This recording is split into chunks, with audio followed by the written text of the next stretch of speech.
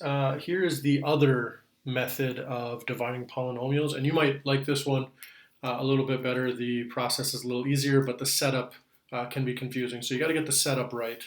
Otherwise, your process is easier than polynomial long division. I don't care which method you use. You can go either route, whichever one you prefer. Some people like polynomial long division. Some people really like this called synthetic division. So synthetic division is just a way to divide out polynomials, and we are going to use the coefficients, or the numbers out in front of my variables, to make a little setup here. So my coefficients are 1, 2, -5, and -6. Notice that it's in standard form, so it's in order by their degrees of each term. And what we're going to do is we're just going to write those out. So I'm going to write 1, 2, -5, and -6. Okay, and then we're going to divide it by x minus 2. Now, synthetic division only works when you're dividing by a linear factor. And so notice that I don't have a squared in there or anything like that, and it's much easier when there's a 1 out in front of your x value. And so what I'm going to do is I'm going to say x minus 2, if that were to equal 0, what would x equal? Well, x would equal 2. That is called the root of the polynomial. We talked about that with quadratics. Polynomial functions have the same properties. So I want to see if 2 works. So just a quick, easy way to think of this, flip the sign of this.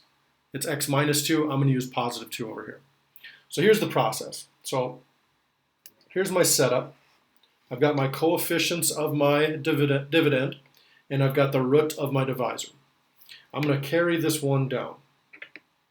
Anytime I put a number down here, I'm going to multiply it by my root. So 2 times 1 gives me 2. I'm going to put that right there.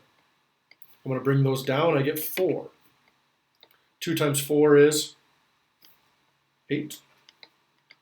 I add those together. I get 3. 2 times 3 is 6. -6 from 6 makes 0. Okay? Now, what the heck does that all mean? What you started with was you took the coefficients. This was our x cubed term, this was our x squared term, this is our x term, and this is our constant term. This right here is our remainder. Our remainder was 0. That means it divided out perfectly. What these numbers tell us are the coefficients of our quotient. Now, my 1, instead of being the x cubed, now since I divided it by x minus 2, this becomes my x squared. And then I'm just knocking 1 power off each term. So then 4x, and then my 3 would be my constant. So what does that give us for an answer?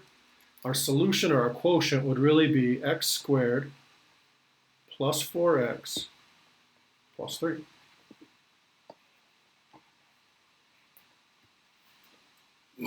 With a remainder of 0. So the process is pretty straightforward. It's just understanding the setup and where it comes from. So I'm going to go through 2 other examples here with you. Next example, I've got x cubed minus 2x squared minus 4. So my coefficients are 1, -2, and -4. However, you should notice that there's not a term, there's a missing term. There's no x term. So when I write out my coefficients, I need to make sure that I put that in there, and it's actually a 0. So my coefficients are going to be 1, -2. My x term isn't there, so I'm going to put a 0 in there. I need that in there. And then my constant was -4.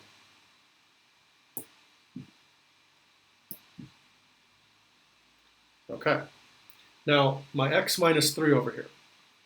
What is my root going to be? Well, x minus 3 is equal to 0, so that makes x equal 3. So, again, minus 3, just switch it to a positive. If it were a positive, you'd switch it to a negative. There's my setup for the synthetic division, and let's go through our process. I bring down my 1. 3 times 1 gives me 3. -2 and 3 give me a positive 1. 3 times 1 gives me 3 again. That comes down as 3, and then 3 times 3 is 9. and I'm left with a 5. So I have a remainder of 5. This one did not come out evenly. Okay, and so if you remember, this was my x cubed term, this was my x squared term, this is my x term, and this is my constant. I'm just going to go one lower for each of those terms. So this is really my x squared, this is my x, and this is my constant. So my quotient is x squared plus x plus 3 with a remainder of 5. So really that's plus 5 over, what did I divide it by? X minus 3.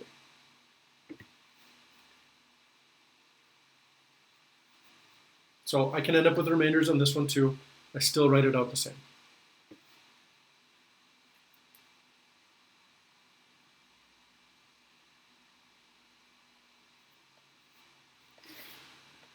Okay, last one.